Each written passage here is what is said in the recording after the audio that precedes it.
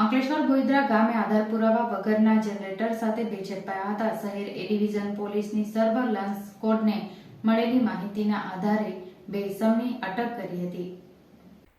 અંકલેશ્વર શહેર પોલીસની ટીમને બાતમી મળી હતી કે બોઈત્રા ગામની સીમમાં રાથોડ ફળિયા પાછળ ખાડી કિનારે જનરેટર સગેવગે કરી રહ્યા છે. જે માહિતી આધારે શહેર પોલીસની સર્વેલન્સ સ્કોડ એ પાછળ રૂબરૂ સર્ચ ઓપરેશન કરતા ખાડી નજીક ભૂતમામા ડેરી પાસે એક્ટિવા સાથે બે ઇસમો ઝડપાઈ ગયા હતા. પોલીસે કોર્ડન કરી પકડેલા સુનિલ ઉર્ફ શૂન્ય સરદાર વસાવા અને અશોક રમણ વસાવા પાસે એક્ટિવા ગાડી બાજુમાં રહેલા લાલ રંગના જનરેટર અને ગ્રાઇન્ડર મશીનના જરૂરી બિલ તેમજ આધાર પુરાવા માંગતા બંને ઇસમોએ સંતોષકારક જવાબ ના આપી ગલ્લા તલ્લા કરવા લાગ્યા હતા.